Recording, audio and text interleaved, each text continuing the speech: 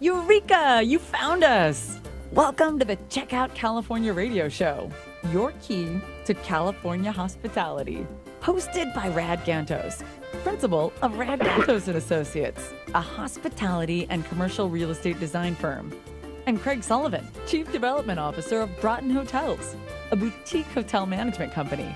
CheckOut California is focused on our state's hospitality, travel, and tourism markets, and on the large part they play in California's vibrant and innovative economic diversity and unique quality of life. Now, here are your hosts, Rad Gantos and Craig Sullivan. Good afternoon and welcome to CheckOut California. I'm Craig Sullivan. This is our very special guest, Jenny Redlin from Partner Engineering and Sciences. And Mr. Rad Gantos is MIA, except we do know he's in Vegas. So he's been there all week working a conference. And Rad, how are you feeling? I'm feeling good, and I cannot confirm or deny that I'm in Vegas. We can. I've got a live video feed. We've hacked into the system. We saw don't everything. Believe everything that you see. Don't believe everything that you're seeing. What happens in Vegas stays in Vegas. Not anymore. It's all on the internet. Obviously not. Right?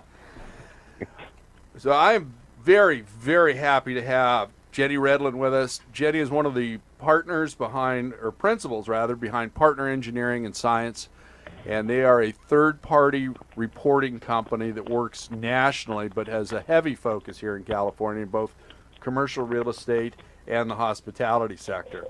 Jenny, welcome to the show. I want to start off with one thing before we really get into you giving us your bio.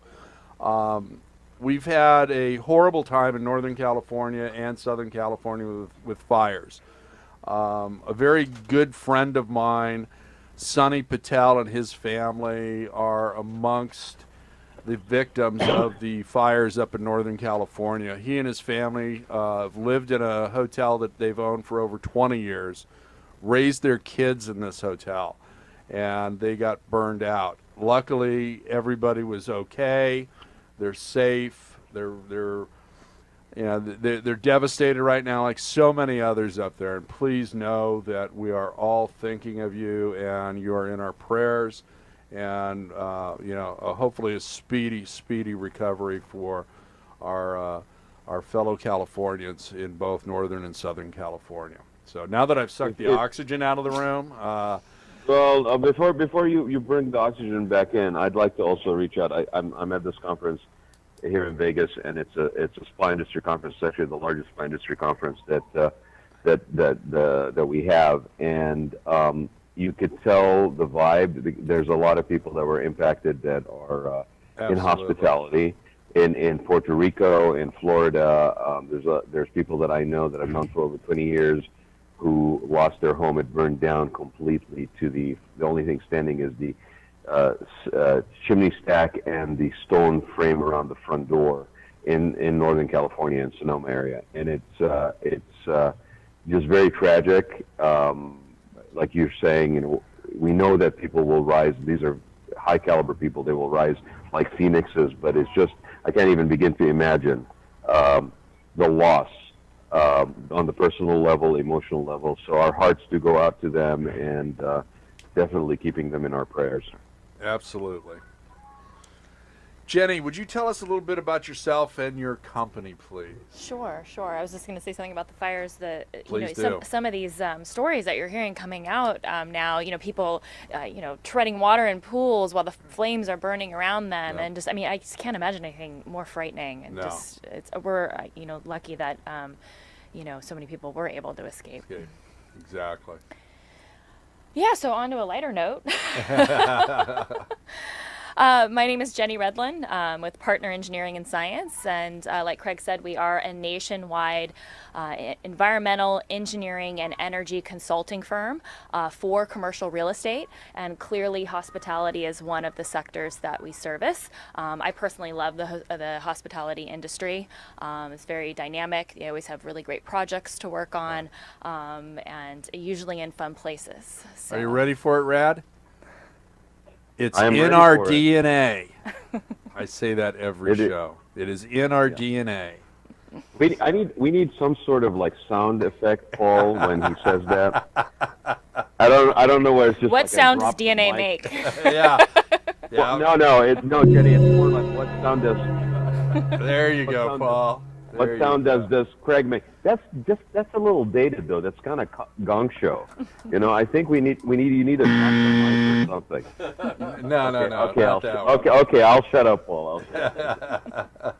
So, Jenny, as a provider of third-party reports, commercial real estate transactions nationwide, and focusing in on California and the hotel sector in particular, what kind of activity are you seeing out there? What's driving those deals right now that you and your firm are involved with? Is it development? Is it refinances? Is it sales? All of the above? I mean, it's all of the above, but I would say the majority of things that we're involved in is definitely the refinances. I think people are still taking advantage of the historic low interest rates and just repositioning their current assets. And then I'd say secondarily, construction. So hot still. I have seen a small downturn of late, so less new projects. We're still very active in a lot of projects that have already gotten legs and are off the ground. But a little slower startup on the new things. People are still saucing out new locations, though. I'm getting calls every day still to, I'm thinking about this one. Let's go take a look, that type of thing. But yeah, generally speaking, hospitality is still hot as opposed to, maybe 10 years ago when it was in the tank. Activity. Yeah, a little less activity is being kind. Now, with your third-party reports you're doing, and I'd like you to explain this to our audience for sure, because we've got principals out there that are listening, and they may not know of all of your services. So I'd like to have you give them a little bit of background on each service that you do provide. And if you're a deal person, send in a question to us. Paul, would you give them your Twitter page, and they can tweet in a question to us live? Very simply, they can go to OC Talk Radio, so hashtag OC Talk Radio. We'll check the Twitter feed. They can also, if they so desire, no, because Rod's on the phone. We only have one in line here. So yeah, do that, or send anything, email Paul at octalkradio.net. And he is also our administrative assistant, so he can book you on the show as well. No, just kidding. He looks cute in cargo shorts. And, he's always showing some leg, Jenny's making a funny face as you say that. I'm not sure she agrees there. He does have cargo shorts. Well, what can I tell you, Jenny? This is the way it rolls around here. But listen, we do have fun here. Paul, if we're live feeding on YouTube, I think, at least, right? Yes, we're on live on YouTube. We can go to OC Talk Radio's YouTube channel or OC Facebook. Just look up OC Talk Radio, and we're on there as well. Yes, we are. So for people that are listening, and I do apologize for hogging the incoming phone line, but you can always send us messages or ask us questions while we're on there with Jenny here on those two stations on YouTube or on Facebook, and we'll try to basically incorporate those into our remaining operators standing by. There we go. So, Jenny, back to your services. Could you tell us what services you're offering? I know you're doing Alta surveys, and maybe go into that in the phase 1 and everything else that your firm's doing, please. Yeah, basically, I kind of like to put it into two different buckets. So there's the folks out there that are interested in buying existing product, right? So it's already built. Maybe they're going to, change a flag or something like that. But it's an existing asset. So on projects like that, we're usually brought in, and when we say due diligence, there's a lot of due diligence that you need to do on a commercial real estate transaction. Looking at the books, seeing if it pencils. That's not the type of due diligence that we're doing. We're really the physical due diligence company. We're looking at the actual property itself. So if it has to do with something, about the building, about the dirt it's sitting on, you're likely going to call me. Right. So we're doing, like you mentioned, the phase 1 environmental site assessment, making sure that there's no contamination either nearby or on your property. We're doing the property condition assessment. How's the HVAC? How's the plumbing? How's the roof? All those types of Very things. critical, especially when you've got a 30, 40-year-old hotel at this point. Absolutely. And looking for the low-hanging fruit. You know, how is this asset performing? You know, if you're already planning on renovations, maybe your renovation budget is already going to take care of some of the deferred maintenance items on the building. Maybe you're going to think about negotiating price. So the property condition assessment can be a great tool for that as well. Absolutely. And then on the flip side, if you're selling that asset, you might want to call me too, and have that property condition assessment done before you bring it to market so you don't get retraded. Don't get a haircut. That's right. The Alta survey clearly as well, and then especially important for the hotels are the ADA surveys. Please. Now, is that taking up most of your time, the ADA surveys, the phase 1, the mechanicals, alphas? Is that really the backbone of what you're doing right now? Yeah, absolutely. For the hotel industry specifically, I think that's definitely what we're focusing on. I would say, really, as a company, our environmental assessments in infill areas. You're hard-pressed to find a piece of property these days that doesn't have some sort of old issue. Right. An old gas station that used to be there. Hotels, old hotels are notorious for having dry cleaning operations. There you go. Just going to say dry cleaners, yeah, with a plant. I mean, great idea, you know, to service your clients. Right. Horrible idea from an environmental standpoint. Yeah. Now that would have been the older, full service properties in the 60s, 50s. Not so much in the 70s, 80s, and 90s certainly, but when all that stuff went out from under the roof of the hotel, but certainly prior to that, when you had corporate America traveling. I need to get my suit pressed. I need to have my shirts cleaned. I'm going to be here for a week and get a series of meetings. Yeah, so. Overnight dry cleaning, heck yeah, right? Exactly. But everyone's smarter than that now. They don't do that on site anymore because of all the environmental implications.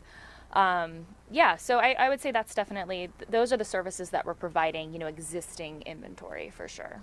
Absolutely. Now, Brad, you got any questions yet?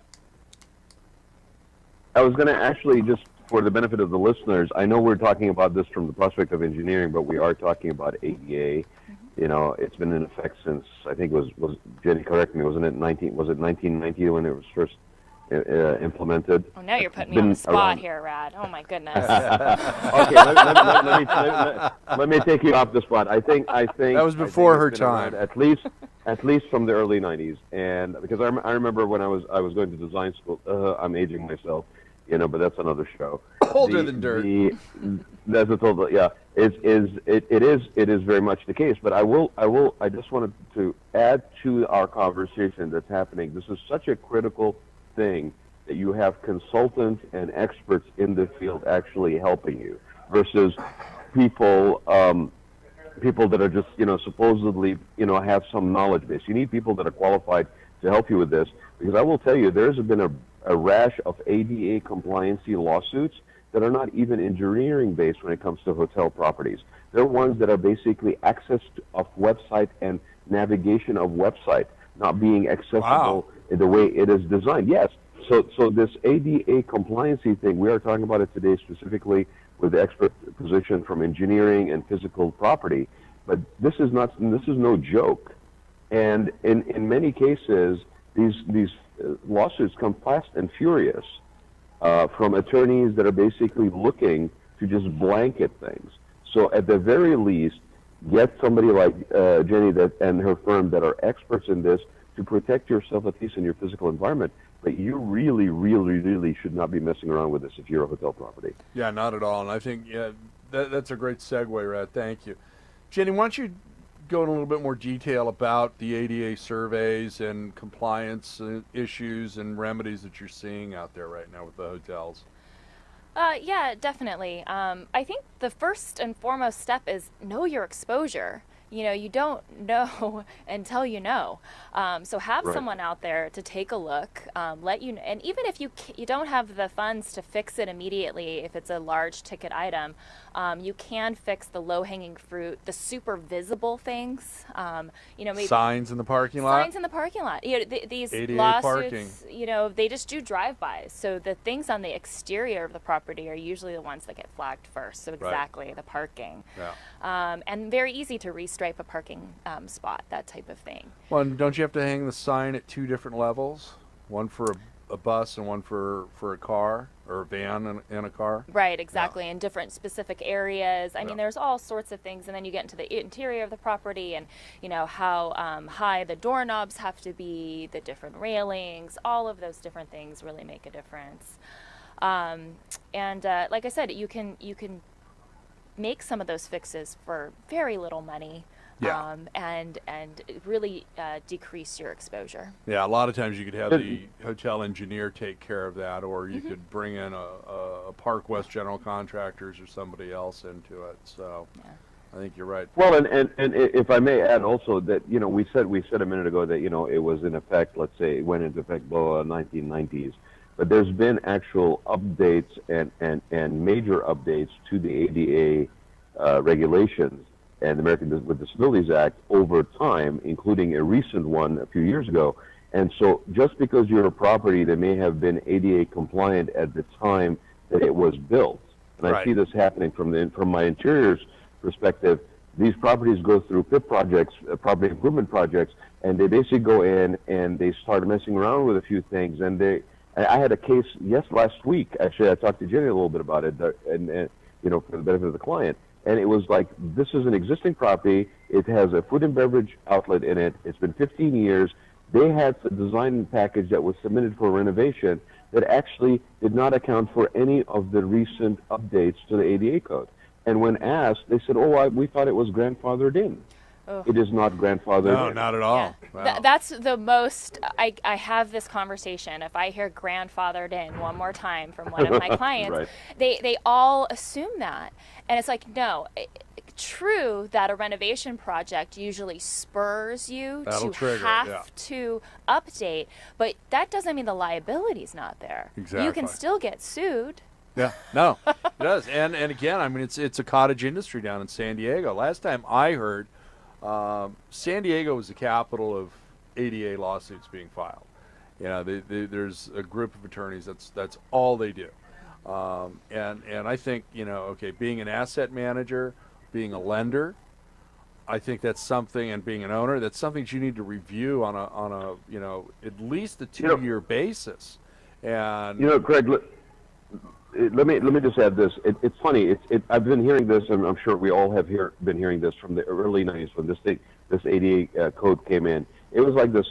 Now I have an albatross around my neck as a developer or a builder or a property that's a commercial property, and basically everybody's looking at this stuff and saying, I don't want to deal with this. What's the quickest way I can get this thing to go away and not deal with it? It's going to be costly. It's going to stifle my ability to basically design a property, whatever. The funny thing about this, actually, as we have an aging population in certain markets, is in fact there are opportunities when you are faced with having to do modifications that can improve the experience of the spaces. I mean, the case in point is the one that we were just talking about. They had a problem because they had a stand-up bar. There was no handicap or ADA compliant height counter for 2 seats at least in a bar situation, right? Well, here's what's funny. We spent a week going back and forth where they were resisting. Then we said, why don't we just lower the whole one side of the bar to where you have now a little bit more, almost like a sushi restaurant kind of setting, and now you have a dining experience that goes beyond, and at the same time, you have met the requirements for ADA, and all of a sudden it has a new experience that is now built into existing facility. Creative thinking, so outside the box. It really all depends on how you approach the question, exactly. No, good call. Good call. Build it into the design. It can be a part of the solution, yeah. Yeah, absolutely. Be a part of the solution. Jenny, are you having any input with any of the brands, with the Hiltons, the Marriotts, the Hyatts of the world, IHGs? Are they calling you as experts to help them out with their property improvement plans or anything like that? Yeah, the way we get involved with PIPs, the property improvement plans, is more on when a property is changing hands. Yeah. And the new owner wants to fly one of those flags. Yeah. So then we're presented with Marriott or such and such's PIP and build it into our property condition assessment. And kind of marry the two and say, hey, look, you're with your property condition assessment, these systems are aging anyways, and guess what? The PIP calls for low flow, PTAX, whatever the toilets, heck it is, whatever it is that they like. And so we kind of marry those two. Another thing that we've been effective in doing too is a lot of the owners, the PIPs are somewhat negotiable. Right. So we can help them kind of meld and find more cost-effective solutions in negotiating their PIPs with Just the like flag. Rad's solution with this local OC hotel. That's the great thing about having a designer. Yeah. How long is it taking you to do your surveys? Let's say, and I've recommended you for years to various clients all over the place, and always will, and looking at a couple of things myself right now, and hopefully we'll get you involved with that if we can get them under contract. But let's just say I want you to do a phase 1, an alpha survey. I'm really not going to be concerned about the mechanics of the property. Let's say I'm going to tear it down, and I'm going to do a 4-story, 4 to 6 story hotel, and it's pretty straightforward. I'll do the underground parking and the podium and go from there. So how long does it usually take you to complete all these assignments once you've got them under contract? Sure. Your baseline, look, you're kind of like go, no go, I want to put this under contract before you go hard, essentially. Right. You're usually looking at about a 3-week time period. Okay. Although right now it's really a seller's market, and buyers are getting completely pressured to perform much more quickly and to go hard faster. Right. Which means that we have to perform faster. So we're getting things done 2 weeks, even 1 week sometimes. That's what I was going to say, because typically, right now what I'm seeing on the hotel side is you've got, usually, you could have anywhere from a 15 to 30 day due diligence period, but you're probably getting in closer to the 15-day. Yeah. And then it's a crazy 30-day when escrow 45 to 60 right. used to be the norm. Yeah. It's time frames are definitely crunched. Yeah. But we have good relationships with our clients. We know what's happening in the market, and we are getting it done for them. Absolutely. And now you've worked with a multitude of lenders, not just the local commercial banks, but also the national, the Wall Street firms, and all of that. Can you give us some of the nuances, some of the differences that you're seeing, with a Wall Street firm versus the community bank and the national bank? Sure. I think generally speaking, the community banks, the smaller lenders, have less due diligence requirements. Okay. So a lot of maybe smaller owners that are just relying on what their lender says they need are maybe not doing all the due diligence that they really should be doing. Yeah. So, that's great. Just realize that. Your lender says, hey, actually, I don't even need a phase 1. Don't worry about it. I just run this environmental check-see thing and we're good. Wow. That's kind of scary. It is scary. And then these people who maybe it's their first property they've ever bought, and they don't even realize that a phase 1 is actually protection against circle liability in the future. And so they don't get that almost insurance policy, essentially. Right. Exactly. So I see that, which is not great. And then, of course, it goes all the way whenever I call it OPM, when you're using other people's money. Yeah. Then all of the due diligence requirements just start stacking up. Absolutely. Actually, one thing we didn't talk about, which we really should because we're here in California, is the seismic assessments. Let's do that. We're going to go to a break right now. Our engineer is going to play a couple of random commercials, and then we'll be back.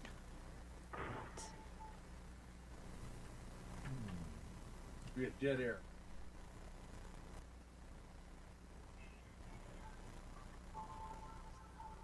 Good job, guys.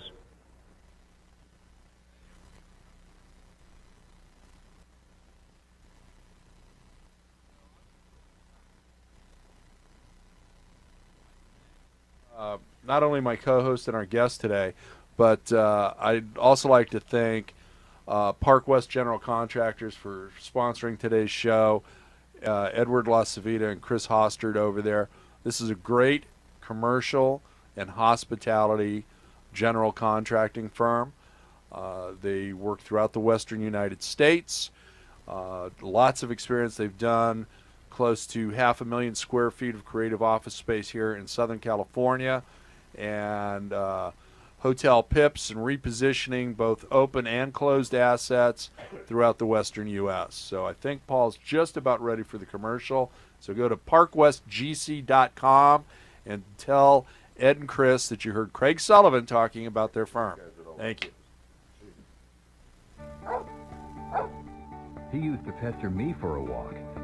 Now it's the other way around.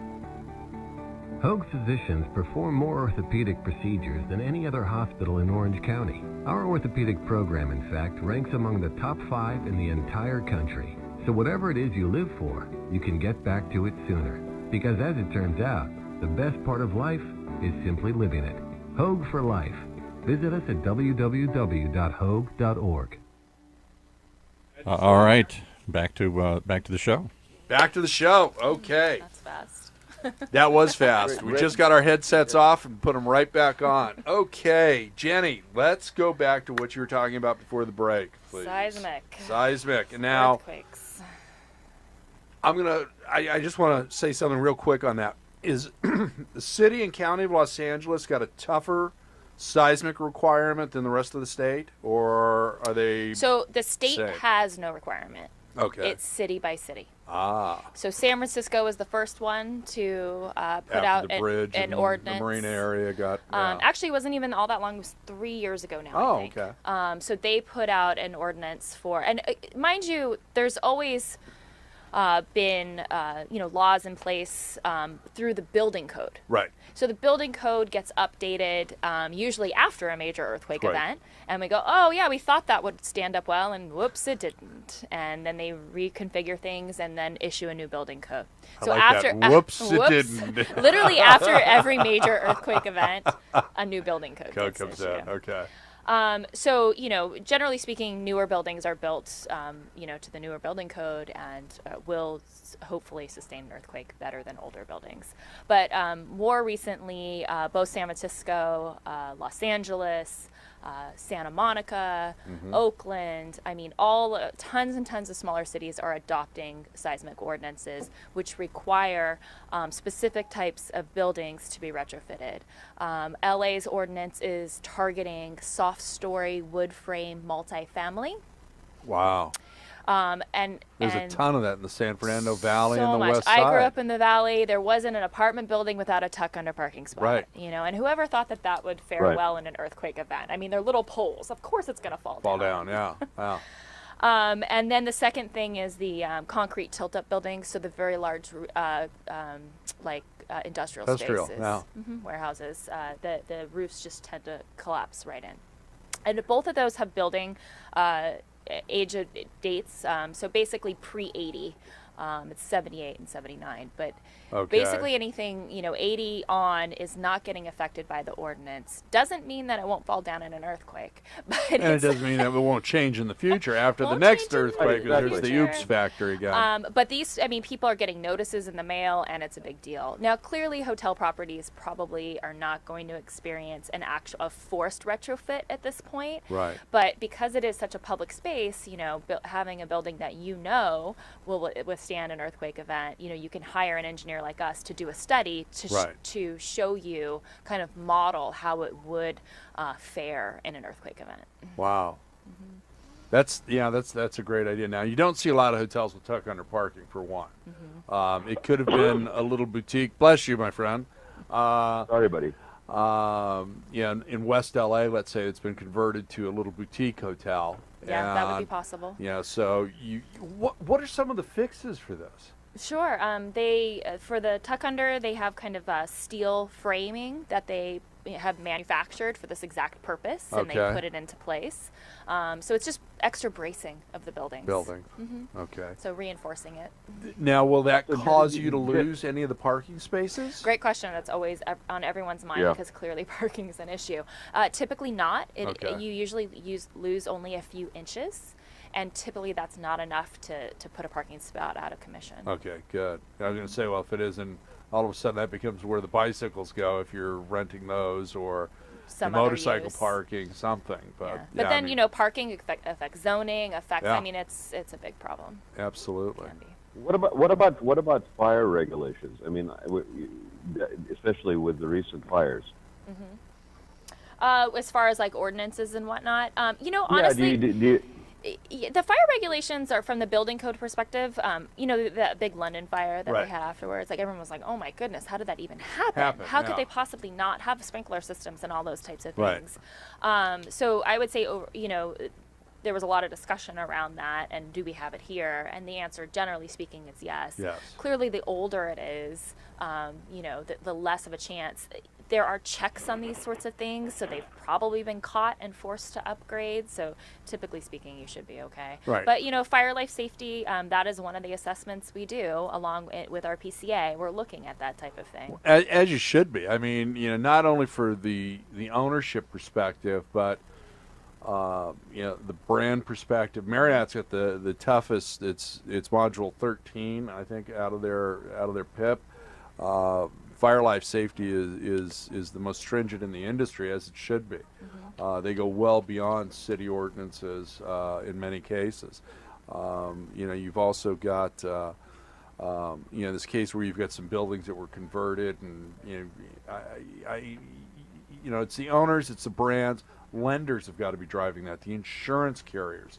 So all of that has got to be something that you factor into and work with all those various entities throughout the due diligence period, and especially the insurance carrier to be, or the lender that's been engaged have got questions, and then you're on the hot seat. You've got to come through and give them the answers that they not necessarily want to hear, but have to hear. Right. And the new owner's going to have to hear that as well. Yeah, So, and I think you make a good point with the lender, kind of the lender-driven requirements, again, back to that, versus the owner-driven requirements.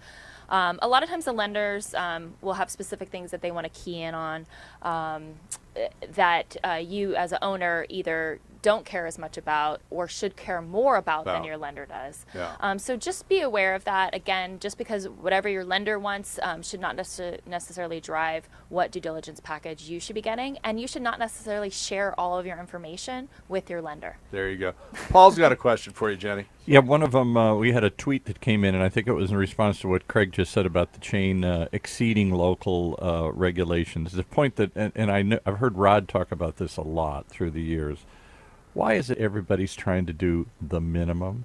Why not do more than the minimum to avoid the litigation, to avoid the loss, to avoid the bad reputation that comes with all? Why are they always just trying to get away with as little as possible? Well, you know what, Paul? Is it just money? I think that's a point of view that I really don't adhere to. The glass with me is always half full. I always want to know more.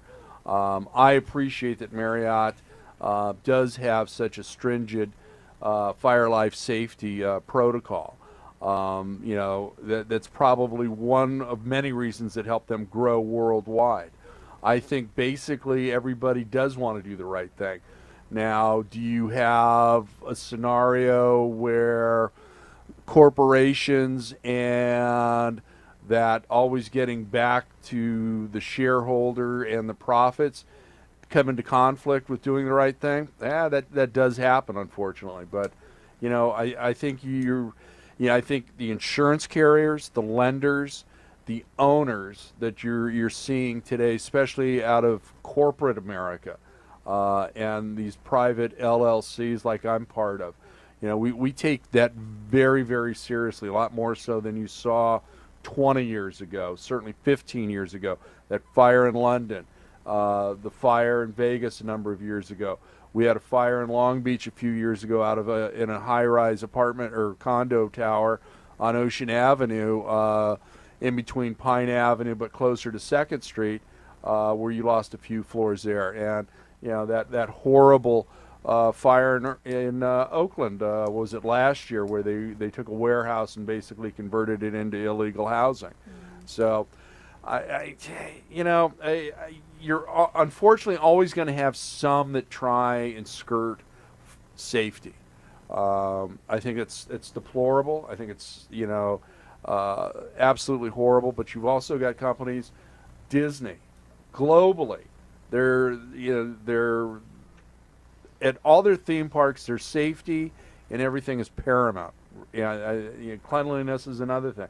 I think you find that at Marriott, Hilton, IHG, boutique hotels, Wyndham, Red Roof. Everybody is concerned about that, and there is a collective to do the best that you possibly can. I really believe that. But Rod's talked about even the ADA, where people come in and say, well, what's, like you were talking about earlier, what's the minimum I can do? Oh, my goodness, I don't want to do all this stuff. I'm just going to make it okay and that's get through. Why our ADA laws have gotten so stringent. So now you don't have the choice. We over-regulate once we get to that point. But let me add my 2 cents, as my name is being bantered around here as a person. No, you're sick. You're not in the studio. You don't get a chance to talk. No bantering. Okay, but you picked the wrong show if you're thinking no bantering. Yeah. But I think, Paul, in my experience, I understand, and I have this very, very strong kind of like sense of I want, just like Craig, and Jenny, that we want to kind of do the right thing. We'd like to see people kind of do the right thing. However, I will say this: I think in many cases, we as professionals, we have the responsibility to educate that client, to educate that person who's looking at that property in a manner that is proactive about what some of these things that they are looking at in a negative manner can be if they just switch their look at it or their perspective on it.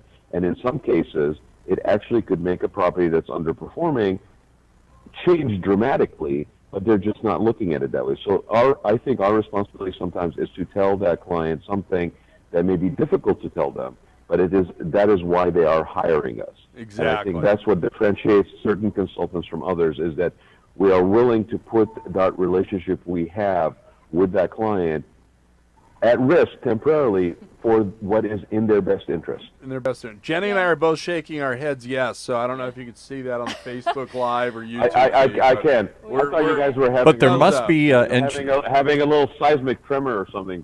I'll give one last shot at my cynicism here, but there must be consultants out there that when I go shopping, the one says, you got to do this, and I'm saying, I'm going to go to another one. They say, well, maybe we can get away by doing this, and that's how they win the job. Well, that's, I think you have to frame it right. You say, hey, look, this is, for instance, let's take the seismic, because that's a good illustration of this.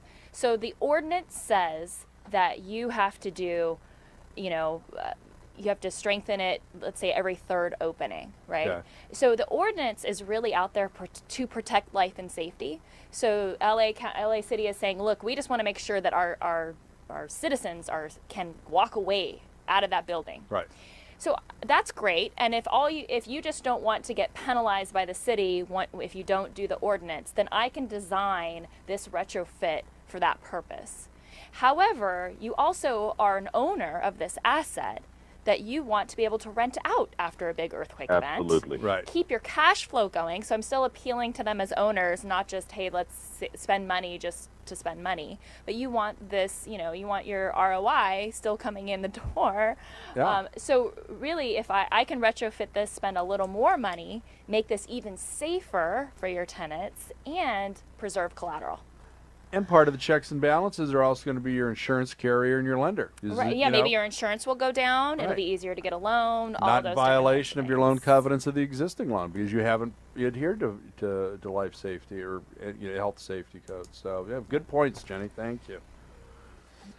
Hey, let's talk about the green components. You're doing a lot of SBA loans where there's a green component with that now. Sure. So, what type of products are you offering to help them achieve that additional cash out of a 504A? Right. Yeah. So the SBA, they're actually a few different lending programs out there. There's the PACE one too, and Right. the SBA. For hotels specifically, there are other green lending programs for different commercial real estate types. So we have a sister company called Partner Energy. So we're Partner Engineering and Science, and we do all of the, building science and environmental, and then they're our energy arm. So they're doing the energy audits. They can get you certified green through a multitude of different programs. Clearly, LEED and Energy Star are the ones that everyone knows the yeah. best. But there's so many more out there that are maybe even more achievable and more Interesting. economical, and then will help qualify you for some of these green lending programs. So yeah, I find that the hotel industry specifically, because a lot of them are quote unquote owner users. Yeah. For the smaller guys, the Marriotts of the world are not doing that clearly. Yeah, and if you have a green, and a lot of these, we'll go through, do our energy audit, identify a whole bunch of different measures that you can take that will do two things. It will save on your energy bill. Right. Great, you're a hotel owner, you pay the energy bill. Yeah, exactly. These are not triple net. And also get you a better loan. Yeah. And now imagine what your water bill is, because not only have you got everybody taking a shower, let's say you got 200 keys, you got everybody taking a shower at 7 a.m. You got a pool, you got jacuzzis, you've got laundry, okay? And that's running all day long. So, yeah, so that's a huge cost.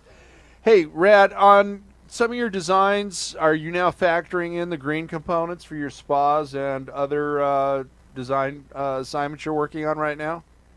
Very much so, and I think, and Jenny and I, when we were prepping for the show a little bit, I kind of threw out a little. I was trying to be a little bit of a, devil's advocate. Said, let's talk about green, but let's talk also about greenwashing, right?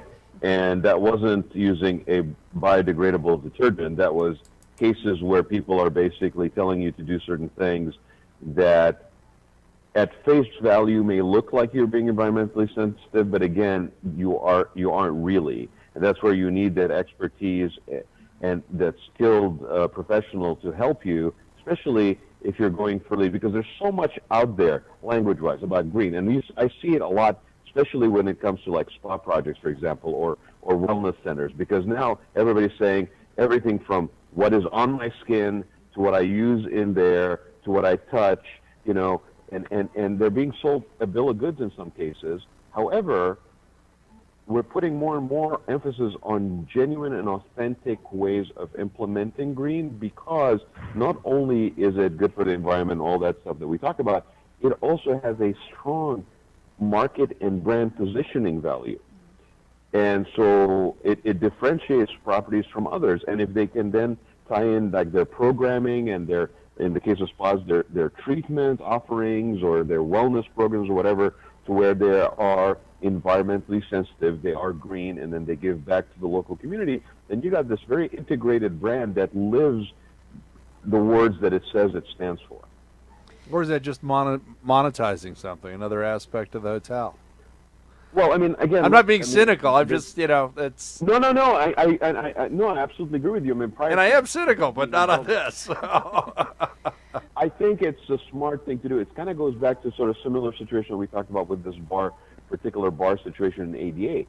If you can find opportunities in things that you have to do and spend money on, and you can somehow quantify a return on that, be it value of promotion, marketing, better experience for the person that's in your space, all of those things are not just money that you're spending because either you have to or you think maybe it's the right thing to do. You're actually getting value back from it, including potential resale or making your property more appealing to somebody who's looking at basically buying. There you go. See, now those are the things that I touch on. And Jenny and I go back, oh gosh, before you were married. How long have you been married now? 7 years. 7 We've known years. each other probably 10 years. Yeah, 10 years plus. And I've been singing that song about, LEED certification, being, having a green component at your hotels, because my feeling is this, and, I hope the Twittersphere just blows up over this. My feeling is this: if you do not use LEED or some other program when you are building a building, you are accelerating the obsolescence and you are not maximizing your value on that property. No matter if it's an apartment, a retail center, a hotel, a junior college, whatever it may be, a movie theater. You know, with the LEED certificate, and I'm going to use U.S. Green Building Council. Now, do you do the LEED certifications We do. in-house? Okay, Yeah, so we can there's help another. certify. Absolutely. Perfect. Energy Star, all of them. Okay, so if you're under those programs from beginning to end and you get your certification, okay, my feeling is not only are you going to have an efficient building, you're going to have a comfortable building, you're going to have an envelope that works for the area that building is in, and you are going to make it something special, and you are going to be able to drive your ROI. And you know, at the end of the day, that's what we want. But I think it's that'd a be great such idea. an easy sale.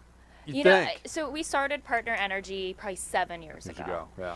And uphill battle. I thought this would be the easiest thing in the world to Yeah. sell. Like not only you know, just kind of the feel-good product. Clearly, you know, I'm a greenie. You know, I'm an environmental consultant by background. That's what I am. How you started, yeah. But all that aside, Yeah. it just makes dollars and cents. Yeah. That's what it makes. And Exactly. you would think that that'd be a really easy sale. But with these triple net properties, with hotels, that's why I think the hotel industry has gravitated to the green more than some of the other food groups in commercial real estate. But they're just like, hey, I don't pay the bill, I don't care. Well, I think another part of it is, too, is most government employees, whether it's military or the EPA or Treasury or anything else, they are now requiring that you've got some sort of LEED or other program certification. If you want a GSA tenant. Right, yeah. Yeah. So, yeah, no, that's helpful too. Yeah, that's Absolutely. helped out a lot. So, but yeah, and then you know, if you look back, now we have enough of these products online that are quote unquote green. You can look back and look at things like, you know, for the hotel industry, you know, service, quality, style, comfort. Did going green affect any of those? Because that was a concern. Yeah. But no, it's been around long enough now that they're saying, hey, look, we were easily able to achieve a 10 to 30% reduction without sacrificing any of those things. Absolutely. I think it just makes sense all the way around. Now, I'm starting to hear a new buzzword. It's bluing instead of green. Is there another phase that's about ready to come out where blue is supposed to be more intense on these processes? Have you heard anything about that? I have not I think Red, weren't you heard with that. me when I heard that? Yep, yes, absolutely, and that's actually what prompted our kind of cynicism to be heightened and going, oh, here we go again. Now we got another label, but yeah, you know, I think though, all cynicism aside, we've all been through this, right? It's baby steps, and so if years ago, if you said something like LEED to somebody, they very much thought you used a 4-letter word, right? Yeah. No, they Now- did the Boy, Robert guys. Downey Jr. eye roll. That's Yeah. what that was. Well, maybe you were dealing with better people than I was, but you know, the Of course, the they're reaction hotel definitely people. was not positive. It's the company keeper. I understand. We'll have a different conversation about that one later when I get back home. The thing about it is that now that it has become more acceptable, Yeah. I think it's the nature of human beings, and I think that rightfully so. A lot of people are positively minded. They want to do the right thing. They want to leave things better than they found them. And so now it's like, well, what else can I do, right? And so I think, yes, we both heard that word, and it was very, very, very interesting for me because it sounded like it went beyond where we are now, that we are trying to actually achieve more by bluing. Well, I'm going to have to look into that term. Good, but then we'll have you immediately. back. We'll have you I'll back. have Tony Lou with Partner Energy come back and talk about bluing. There we go. Yeah, we want you back to talk about bluing, Jenny. Okay, so put that on your calendar. Deal. Hey, Rad, we're down to our last couple of minutes. So, any burning desires or questions you want to ask Well, right now? yeah, I do. I actually wanted to ask. This is just kind of more of a general kind of state of being out there in the state of California. We know it's a market that's always going to be hot. You know, it's a destination draw. It's 6th largest economy. I'm just curious personally because you guys, I think, get those calls. Has there been a shift, Jenny, in what people are looking for in terms of properties? Are you seeing more focus on maybe, smaller boutique, existing established destinations where people are looking for properties that maybe can be converted, added onto, I'm just curious, or is it more new construction? I mean, I heard today that the project for the redoing of the Dana Point Harbor had just been kind of a consortium has been selected by the city of Dana Point, including our friends from R.D. Olson, by the way, Greg. Great. That are that this has been in the works for over 12 years or 20 years, and this is now finally moving forward. There's a new boutique hotel that is planned for overlooking the harbor from the headlands. So it's interesting. It seems to me like we're still doing hospitality projects, but the nature of where people are going is becoming a little bit more specialized and boutique. And I'm just curious, Jenny, from your perspective, if you're seeing any trend changes that way. Yeah, definitely. So like I said earlier in the conversation, I think, everything's still being refinanced. So Right. that's still happening, right? Yeah. But that's not, Yeah. that's just repositioning or pulling money out. With respect to construction, so we have a very robust construction side of our business as well. So we do like the document cost review, the budget reviews, the monthly inspections, a lot of times for lenders, but also third-party equity partners as well. There you go. So from that perspective, I see, like you said, very small niche markets. I'm still looking at new projects, but in that degree, although our construction group is very, very busy with current construction projects, new ones I feel like has dropped off a little bit. Softened a little bit. Yep. Well, is that because we might be, say, The end of the cycle? bottom of the eighth? Yeah. It's always Mid-seventh? let me get my crystal ball. Yeah. Mine's got a crack in it, so it's in the shop getting fixed. So I've got no clue on that. So, but yeah, I think But that has served you well. Again, the crack or the crystal ball? No, the crack. Oh, okay. The crystal ball. Yeah. But I think it is especially I think in California, right? I mean, I hate to once again kind of rah-rah California, but the show is called CheckOut California. So I think we really sometimes end up being very innovative and kind of trailblazing in some of the stuff, and they all look at us and go, you're the left coast cookies over there. But it is fascinating what comes out of this sort of construction industry that is sort of environmentally sensitive, that is sort of better placemaking, if you will. And I'm really excited actually to see what's coming next. Absolutely, I think that's one of the nice things about living in California and doing business here. There's a lot of things that are borderline or could be a little harder to do here, or quite a bit harder. But our standards help set most of the EPA and as the nation goes. Now, granted, our EPA is under attack, and I won't go under that. And Paul, we're going to run long. No, don't get him started on the EPA and all those other things. But cut him off, Paul. Cut him off. Cut his mic. It really is. We do create a building, an environment. We protect an environment. We create that wow factor that a lot of other states don't create. And I think it's because of, we are a melting pot. We've got, from the alt-right to the extreme left and everything in between. And I think that's part of the reason why diversity in this state, and this is one of the reasons why you and I created this show, Rad, was to celebrate those diversities, to celebrate travel and income and hotels and everything else that comes into California.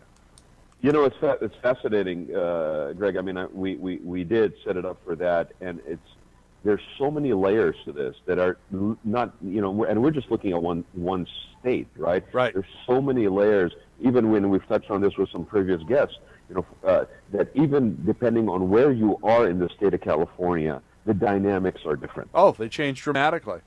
A huge difference, Santa Monica and Palm Springs. Hey, and on that note, Paul's threatening to cut us off. He's got to go. Jenny, thank you so much for being on CheckOut California today. It's a pleasure. Rad, you were missed. We need to have Jenny back and have all three of us in the room at the same time. It's been a great conversation. You know what? I would love to do that. Jenny, again, thank you so much for being there. Sorry I missed being there with you in person, but great show, guys. I really have a drink for me in Vegas. I will do that, and I will send you guys a picture. But Actually, I you really can go to think this is YouTube important. and see Rad Gantos Television from Vegas. Live from the You know nickel what? slots. No. I have a group of people here. We have a standing arrangement.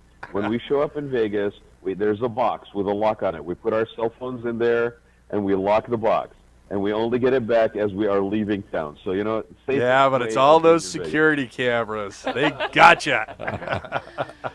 Well, then you call your friends and you get some life feed. But listen, thank you again, Jenny. Thanks, guys. Great show. I appreciate you accommodating me being here. I really enjoyed being with you guys and over the internet. But I would love to have you back, Jenny. Would love to have you back as a guest. And let's quickly plug the Click conference here. California Lodging Investment Conference, and Jenny will be there. She is going to possibly be doing double duty, moderating a panel and participating on one. Partner Engineering and Science has been one of our founding sponsors, and Jenny has been a tremendous friend and one of the best people in the industry to help you deal junkies, to get your deals closed on time. So you need to contact her. And please go to CLIconference.com. Registration is open. We've got a special discount for our CheckOut California listeners of CheckOut CA, and that'll give you an additional 20% discount. Again, it's CheckOut CA, and it's the California Lodging Investment Conference. CLIconference.com.